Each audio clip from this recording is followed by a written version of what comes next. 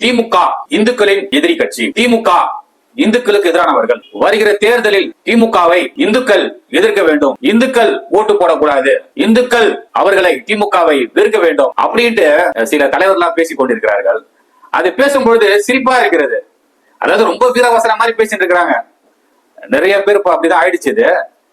திமுகனா இந்துக்களுக்கு எதிரானவர்கள் அப்படின்ற மாதிரி ஒரு அப்படியே மிகப்பெரிய அப்படியே தோற்றத்தை அப்படியே உருவாக்கிட்டே இருக்கிறாங்க. அவர்களுக்கெல்லாம் ஒரே ஒரு சொல்கிறேன், தெரிந்து பேசுறீங்களா அல்லது தெரியாமல் பேசுறீங்களா தெரியல. வரலாறு தெரியாமல் பேசுகிறேன்னு நினைக்கிறேன். தெரிஞ்சு வரலாறு தெரியாமலே அப்படி பேசிட்டு இருக்கிறீங்க. திடீர்னு அதாவது நேற்று மழையில் முளைத்த காலான்னு சொல்லுவாங்க பாத்தீங்களா, அது போலதான் நிறைய பேர் பேசிக் கொண்டிருக்கிறார்கள்.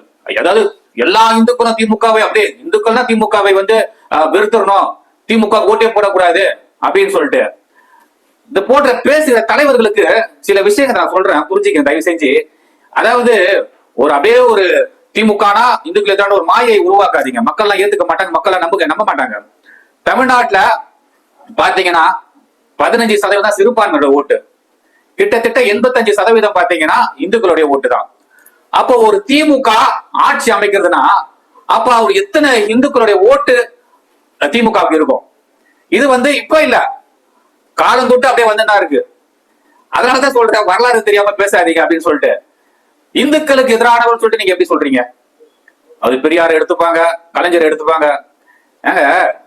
கலைஞர் கருணாநிதி அவர்கள தான் இந்துக்களுக்கு பெருமை சேர்க்கப்பட்டது.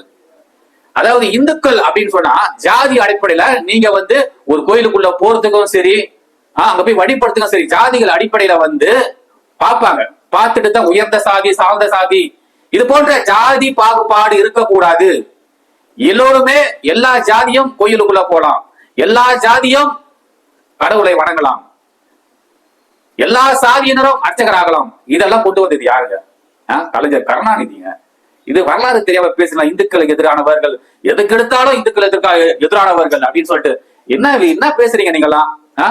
திமுகவின் வரலாறு தெரியுமா? கலைஞருடைய வரலாறு தெரியுமா? கலைஞர் யாருக்காக கஷ்டப்பட்டிருக்காரு தெரியுமா? தமிழ்நாட்டு மக்களுக்காக கலைஞர் கொடுத்த உழைப்புன்றதெல்லாம் பார்க்க போனா நீங்களாம் ஒண்ணுமே இல்லைங்க. நீங்க தூசி. இன்னைக்கு பேசிக்கொண்டே இருக்கிற அத்தனையுமே தூசுக்கு சமமானவர்கள். கலைஞருடைய உழைப்பை சொல்றேன். இந்த தமிழ்நாட்டு மக்களுக்காக, தமிழர்களுக்காக போராடியவர் அவர். இப்பெல்லாம் ஒண்ணும் இல்ல. அந்த காலத்துல எல்லாம் பாத்தீங்கன்னா போராட்டம் தான் பலமா இருக்கும். அப்படிப்பட்ட அந்த காலத்திலே தமிழுக்காக, தமிழ் மண்ணுக்காக, தமிழர்களுக்காக, தமிழுக்காக போராடியவர் தான் டாக்டர் கலைஞர் அவர்கள்.